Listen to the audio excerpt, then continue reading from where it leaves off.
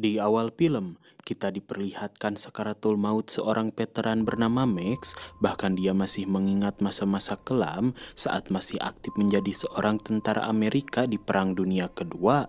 Lalu tiba-tiba, saat Max sadar, dia melihat sosok makhluk menyeramkan yang berusaha menghabisi dirinya. Dan keesokan harinya terlihat di sebuah panti jompo elit seorang dokter dan perawat bernama Plain membawa jasad Meg untuk segera dikuburkan karena kakek veteran ini tadi malam meninggal disebabkan serangan jantung.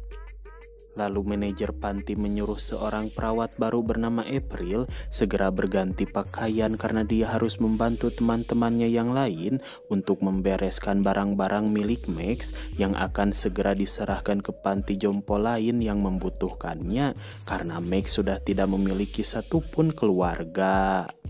Setelah itu April bertemu dengan perawat bernama Ryan. Dia merasa sangat sedih atas meninggalnya Max karena kakek tua itu sudah dia anggap seperti ayahnya sendiri. Mendengar hal itu, April mengerti karena memang Ryan sudah lama bekerja di sini. Tak lama kemudian, pelayan datang seperti biasa. Pria ini berlagak sok keren, bahkan saat April menemukan barang berharga milik Max, dia tidak sabar untuk membukanya. Dan saat dibuka, betapa kagetnya mereka karena ternyata isi dari kotak ini adalah sebuah boneka menyeramkan. Lalu April dipanggil ke kantor pemilik panti untuk mendapatkan arahan karena dia perawat baru di sini. Setelah itu, Dr. Ledman menyuruh seorang perawat bernama Jennifer membawa April untuk berkenalan dengan para lansia yang berada di sini. April pun tidak menyangka karena ternyata orang-orang yang dititipkan di sini adalah para veteran dan konglomerat yang sudah berusia lanjut dan keluarganya tidak mau merawat mereka sehingga mereka dititipkan di panti jompo ini.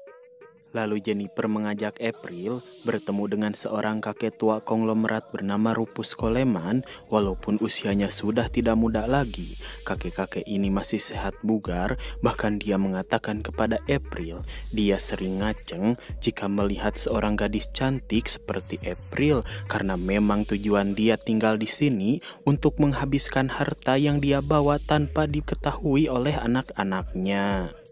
Setelah itu, mereka menemui Nyonya Belmont yang ketakutan karena ada boneka seram di dalam kamarnya. Jennifer pun membawa boneka itu untuk dibuang. Lalu di sore harinya terlihat semua orang yang tinggal di sini termasuk pemilik panti dan bu manajer berkumpul di ruangan tengah untuk mendoakan Max yang baru saja meninggal karena kakek-kakek veteran itu sudah lama bersama mereka. Bahkan mereka merasa sedih atas meninggalnya Max. Dan setelah acara selesai, Jennifer merasa kesal kepada Plain karena dia selalu membawa boneka menyeramkan itu, padahal tadi sudah dibuang ke tong sampah. Plain pun mengatakan dia sangat menyukai boneka ini. Tak lama kemudian di malam harinya, Nyonya Belmont merasa ada seseorang yang masuk ke dalam kamarnya. Dan tanpa diduga, ternyata itu adalah boneka menyeramkan yang selalu dibawa oleh Plain. Bahkan boneka ini memutuskan selang oksigen yang sedang dipakai oleh Nyonya Belmont, sehingga dia meninggal dunia.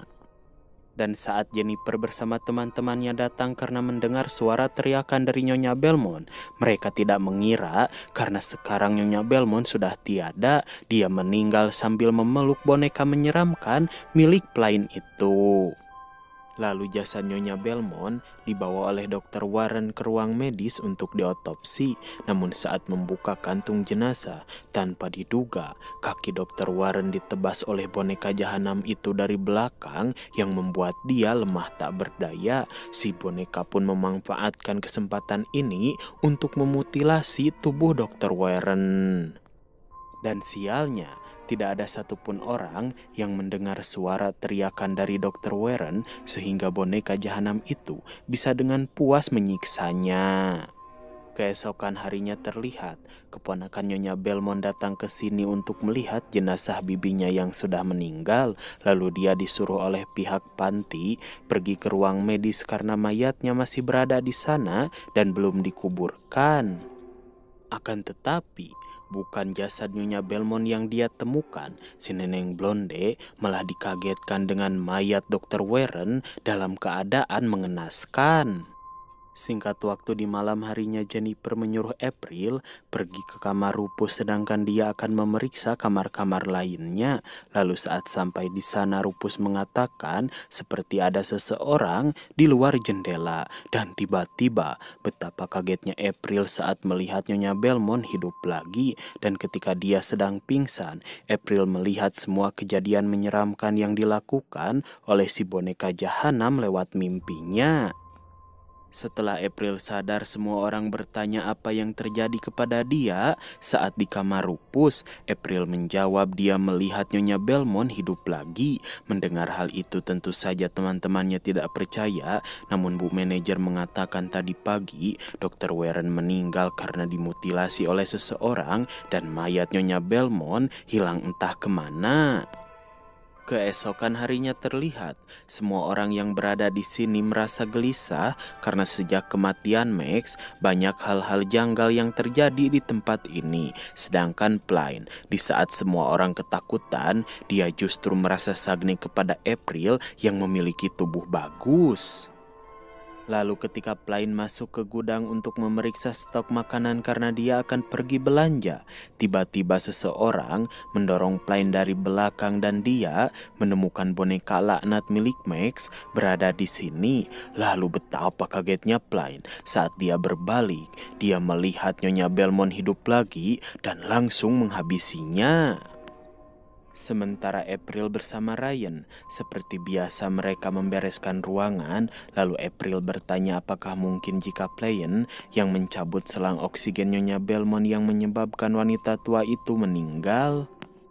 Ryan pun menjawab, Plain memang usil, namun sebenarnya dia baik dan tidak akan pernah melakukan hal sekejam itu kepada orang lain. Terlebih, mereka berdua sudah berteman sejak lama. Singkat waktu di malam harinya, terlihat Jennifer memasuki kamar Rupus. Dia memberikan obat kuat kepada si kakek karena Rupus mengajaknya adu gabrut dengan imbalan $500 yang langsung diberikan kepada Jennifer. Jennifer pun mengatakan obat ini akan bereaksi setelah 30 menit dan dia akan kembali ke sini untuk adu gabrut bersamanya. Sedangkan di ruang kantor, Bu Manajer mendengar sesuatu yang bergerak di ruangan bawah tanah. Merasa penasaran, dia pergi ke sana untuk memeriksanya karena takut ada sesuatu yang terjadi di sana. Namun tiba-tiba, betapa kagetnya Bu Manajer karena dia terus mendengar suara-suara aneh dan ditarik oleh sesuatu. Tak lama kemudian, Ryan dan April terkejut saat menemukan Plain yang sekarat di dalam bagasi mobil. Sementara Jennifer, dia kembali ke kamar Rupus untuk mengajak kakek tua mesum ini adu gabrut. Akan tetapi, betapa kagetnya Jennifer ketika melihat titik Rupus dipotong oleh boneka menyeramkan itu dan dia pun langsung dihabisi. Setelah menggagalkan aksi perjinahan, boneka menyeramkan ini menghabisi satu persatu orang-orang yang tinggal di panti jompo. Dan saat si ibu manajer memasuki ruangan Dr. Letman, dia kaget saat melihat atasannya sudah meninggal dalam keadaan mengenaskan. Begitupun dengan dirinya. Lalu ketika April bersama Ryan masuk ke dalam panti, betapa kagetnya mereka berdua saat melihat semua orang meninggal dan Dr. Letman yang tubuhnya sudah tersayat-sayat tanpa kulit masih bisa berjalan dan menyerang Ryan karena dikendalikan oleh boneka menyeramkan itu. Melihat temannya kewalahan, April menempelkan alat pemicu jantung ke arah Dr. Letman yang membuat dia terjatuh. Namun saat Ryan ingin memeriksanya, kepala dia ditusuk oleh boneka menyeramkan itu yang keluar dari tubuh Dr. Letman. Dan sekarang hanya April yang masih hidup. Lalu si boneka kembali masuk ke dalam tubuh Dr. Letman untuk menghabisi April. Namun April mengatakan dia adalah cucu dari boneka menyeramkan ini. Mendengar hal itu, si boneka ingat jika dia dulu dikutuk oleh bosnya menjadi sebuah boneka untuk menjadi alat pertunjukan. Dan tujuan April datang ke sini bukan untuk bekerja melainkan untuk mencari kakeknya dan membantu dia membalaskan dendam kepada orang-orang yang jahat kepada keluarganya itu. Lalu film pun berakhir.